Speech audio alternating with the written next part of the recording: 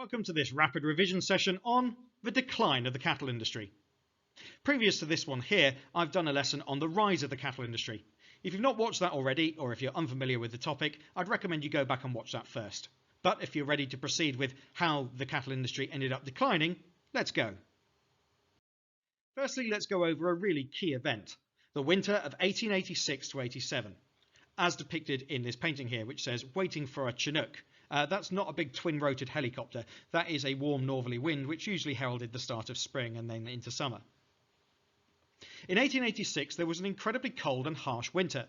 The cattle, like the one in the picture, couldn't find grass through the thick snow, and at least 15% of all the cows on the open range starved.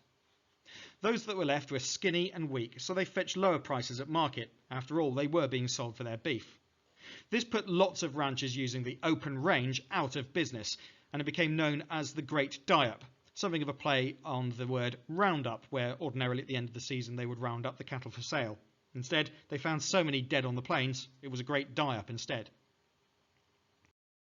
This is a moo cow, a Texas Longhorn to be specific. I hope you enjoyed it. Anyway, what I'm going to show you now are the main points on the development of the cattle industry, and I use the word development deliberately. This will show ways that it developed and got bigger, but also the ways in which it declined over time in ways as well. Was this inevitable? Was it brought about by the Great Die-Up? Let's have a look. Let's start at the start. It makes sense. In 1861, the Civil War disrupted Texas cattle industry. Herds multiplied and they got bigger and tougher. This was because they were being unsupervised and they'd become semi-wild. By 1865, Texans had established trails to railhead towns. And by 1866, the Goodnight Loving Trail had supplied Indian army forts and Indian reservations with beef. In 1867, Joseph McCoy established the first real cow town, Abilene, Kansas. Buyers met cattle sellers at stockyards by the railroad. So far, things seem to be booming. But we're going to see one of our first examples of a bit of a bump in the road. The 1868 Fort Laramie Treaty, that's the second one that followed Red Cloud's War, banned white Americans from entering Indian lands.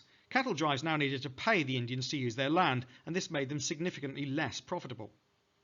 By the 1860s too, homestead farmers, fearing cattle diseases, began blocking cattle drives.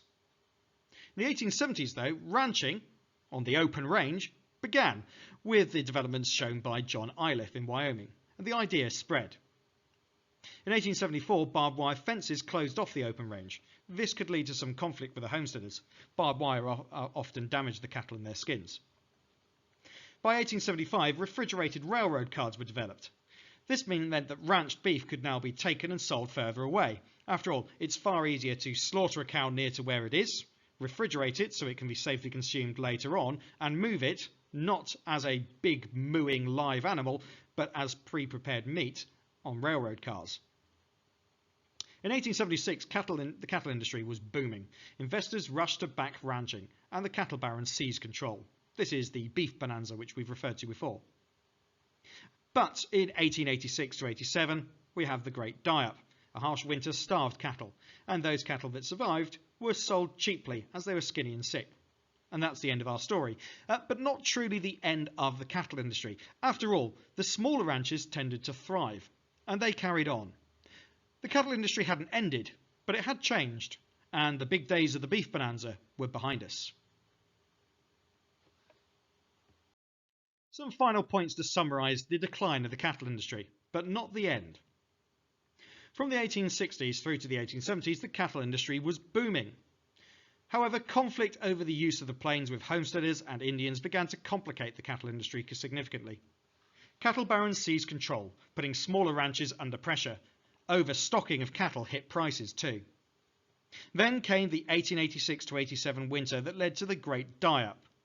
Ironically, smaller ranchers that had tended their cattle individually and been able to feed them with cowboys, instead riding the line and making sure the cattle were okay, tended to survive better than the big ones. But the good times and the big profits were over. The cattle industry didn't die out, but it had declined. That's the end of this rapid revision session. I hope it's been useful as a summary for you, and if it has, please like the video and subscribe to the channel. If there's a topic that you're desperate for me to do a rapid revision lesson on, then please put it in the comments below and I'll see what I can do. But for now, I'll say thank you very much for watching and goodbye.